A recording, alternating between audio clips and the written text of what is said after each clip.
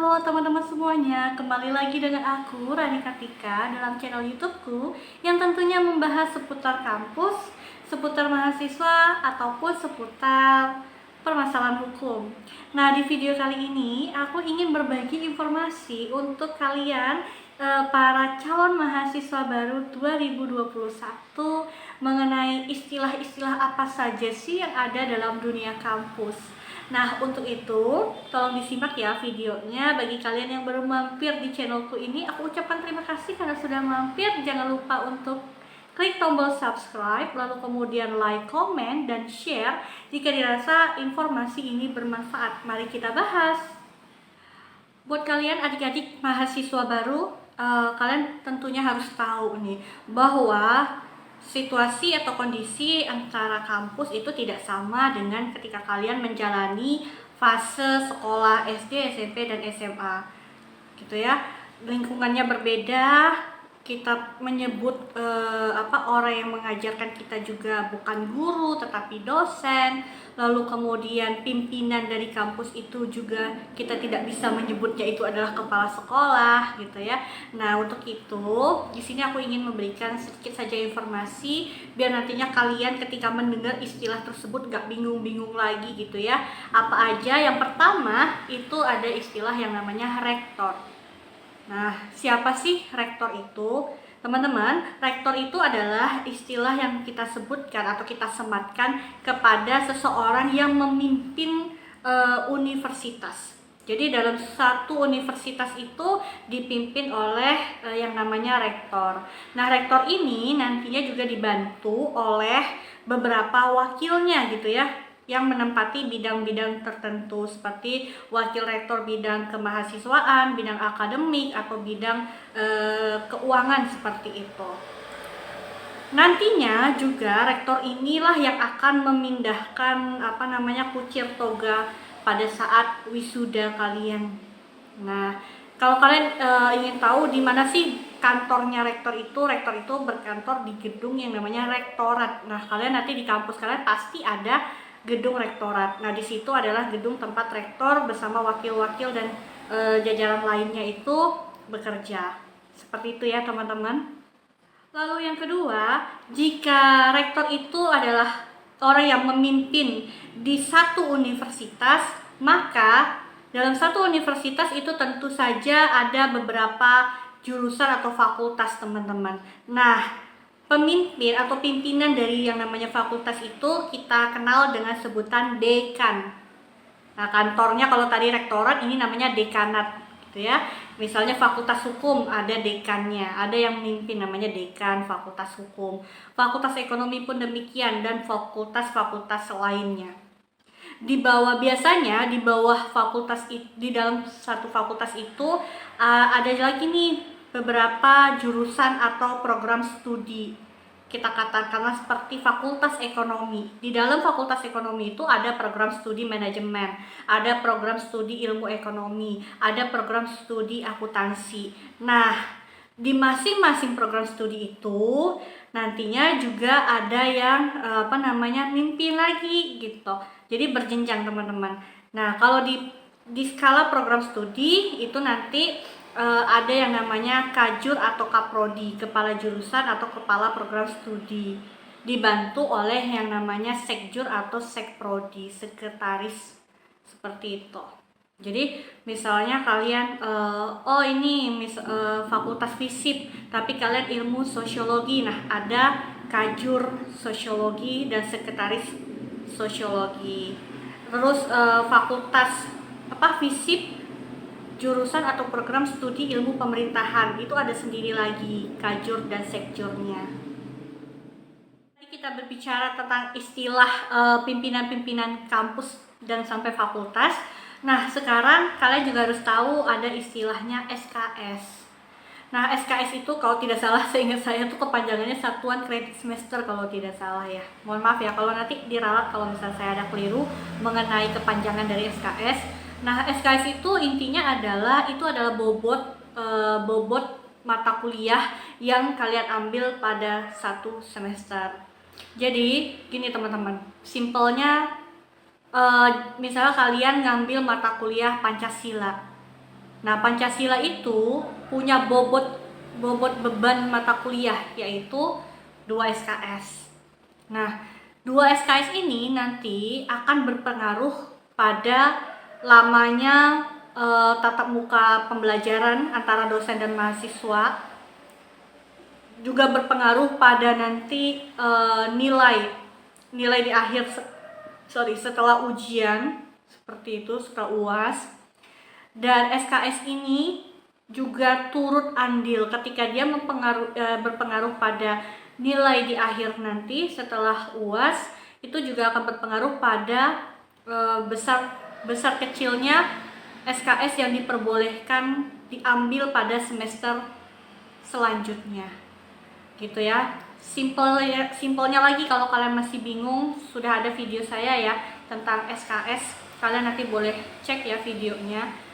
Jadi kenapa saya bilang ini berpengaruh pada lama tidaknya durasi pembelajaran tatap muka antara dosen dan mahasiswa.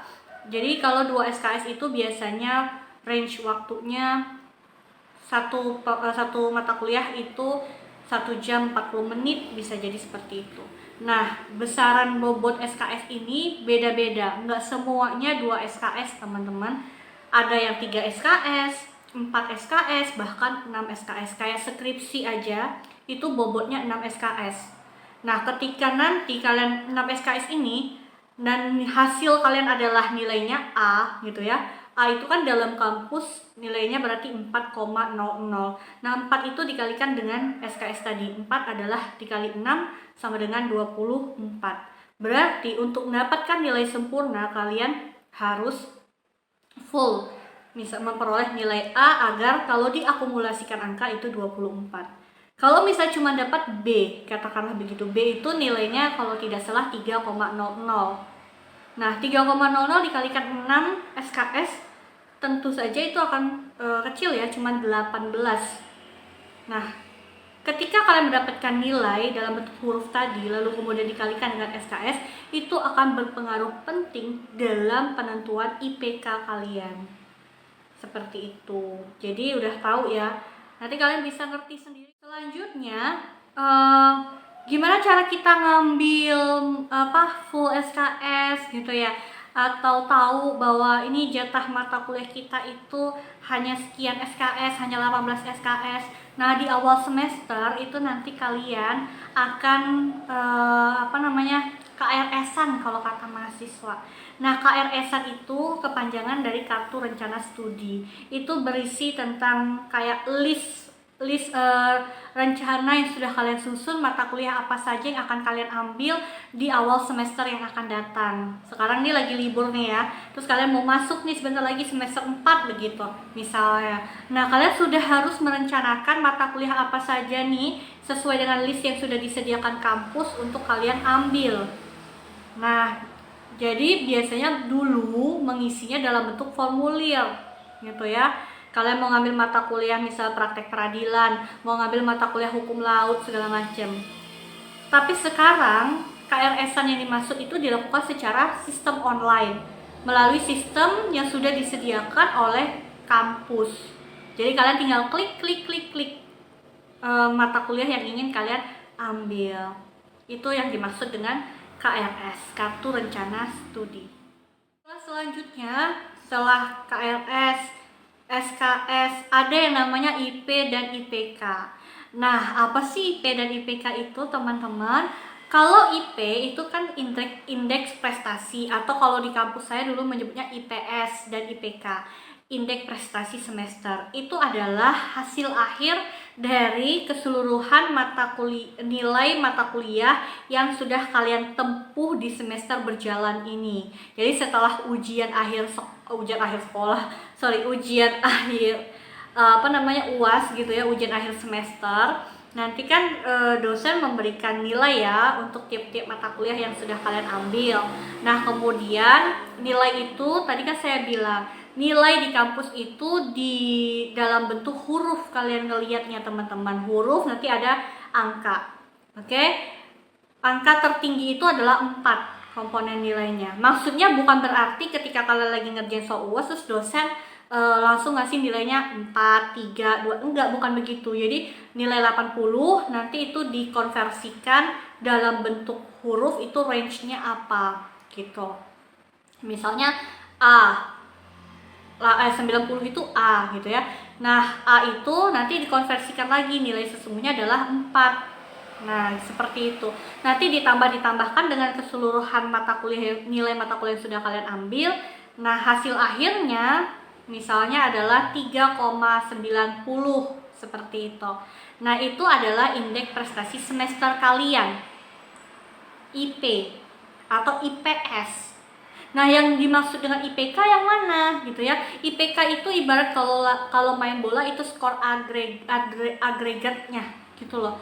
Dia kumulatif antara hasil IP yang sebelumnya dengan hasil IP yang nanti akan kalian tempuh, itu dibagi 2. Misalnya sebelumnya kalian 3,90, terus semester ini nanti setelah UAS kalian IP-nya adalah 4, nanti ditambahkan dibagi, itu namanya IPK. Nah, IPK ini nantinya yang akan dijadikan patokan di akhir. Pada saat kalian wisuda, IPK itu yang disebutkan dan tercantum di dalam ijazah kalian. Oke, caranya gampang kan, antara membedakan antara yang namanya IP dan IPK. Kalau IP itu di tiap-tiap semester. Jadi semester 1 IP ku 4, semester 2 IP ku cuma 3,5, semester 3 IP ku cuma 3,70. Nah, itu nanti antara IP semester 1 semester 2 ditambah dapat IPK. Semester 2 ke semester IPK yang ada tadi ditambahkan dengan semester 3 dibagi lagi. Hasilnya ditambahkan lagi dengan IP selanjutnya dibagi lagi. Sampai nanti semester 8 kalian dapat hasil akhir IPK kalian yang sesungguhnya itu berapa. Jadi sangat berpengaruh juga teman-teman IP yang kalian peroleh setiap semesternya. Ketika IP yang kalian peroleh itu nilainya anjlok, maka sudah dapat dipastikan IPK itu akan merosot nilainya. Seperti itu. Dan saya selalu menekankan kepada mahasiswa saya nih, kalau untuk menaikkan IPK itu sangat sulit, tapi kalau jatuh itu gampang sekali anjloknya IPK kalian. Dan sekali lagi, seperti yang sudah disebutkan di awal, ada korelasi antara SKS dan IPK. Ketika IPK kalian anjlok, maka kalian ibarat dikenakan punishment untuk pengurangan jatah SKS. Kalau sudah SKS-nya dapat pengurangan, berarti mata kuliahnya ada yang kalian utang, ada yang nggak bisa diambil di semester selanjutnya. Jadi untuk maba tolong dipertahankan, bahkan ditingkatkan terus ya hasil nilai di setiap semesternya, biar IP dan IPK kalian setidaknya meningkat ataupun tetap jangan sampai jatuh. Adalah kalau kalian berpikir bahwa yang namanya jadi mahasiswa kita pasti harus belajar mulu ya kan sama dosen, enggak teman-teman. Kayak SMA ada yang namanya ekstrakurikuler. Nah, di kampus itu juga ada, tapi istilahnya bukan ekstrakurikuler melainkan UKM gitu ya, unit kegiatan mahasiswa. Nah, di situ kalian juga dapat mengasah keterampilan, skill, kreativitas kalian. Kalian tinggal pilih nih, kalian mau ikut UKM yang mana. Banyak, mulai dari cabangnya olahraga, keagamaan, seni, atau kalian mau melatih mengasah kemampuan kalian menulis karya ilmiah. Itu juga ada tuh forum-forum UKM-nya sendiri. Nah, kalian tinggal pilih. Biasanya nanti kalau nggak pandemi ya teman-teman ya, itu nanti anak-anak UKM itu akan melakukan open recruitment atau buka pendaftaran gitu ya untuk maba yang tertarik pengen mengembangkan bakat dan minatnya. Nah, kalian juga harus berperan aktif gitu supaya kalian dapat pengalaman, karena kan biasanya kalau kalian ikut dalam UKM tersebut nanti diikutsertakan juga dalam ajang perlombaan antar kampus atau secara nasional seperti itu. Selanjutnya ada istilah KKN, kuliah kerja nyata. Ini pasti kalian sudah pernah dengar ya. KKN itu seperti apa sih maksudnya? Paling udah dengar yang punya kakak udah kakaknya kuliah, pasti kakaknya juga sering bercerita KKN seperti apa, atau teman kalian punya teman anak kuliahan udah pasti tahu nih. Yang namanya KKN itu teman-teman, ini adalah bentuk kegiatan pengabdian mahasiswa kepada masyarakat. Nah, biasanya KKN ini dilaksanakan pada waktu libur-libur semester. Dan KKN ini, libur semester maksudnya bukan tiap semester mau naik semester 1 ke 2 itu ada KKN, enggak. KKN itu juga masuk dalam kayak list mata kuliah ibaratnya gitu, tapi no SKS. Dilakukan kalau tidak salah itu semester libur mau naik semester 6 teman-teman. Nah, lamanya KKN itu 1 bulan ada, 3 bulan juga ada. Bentuknya adalah langsung terjun ke masyarakat, menginap di tempat rumah warga gitu ya. Lalu selama sebulan full kalian melaksanakan agenda-agenda sesuai dengan jurusan kalian, satu tim.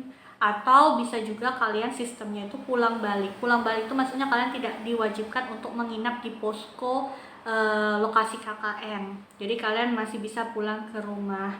Nah, di program pelaksanaan KKN itu kalian harus memberikan sumbangsih lah kepada masyarakat terkait dengan keilmuan sesuai jurusan kuliah kalian.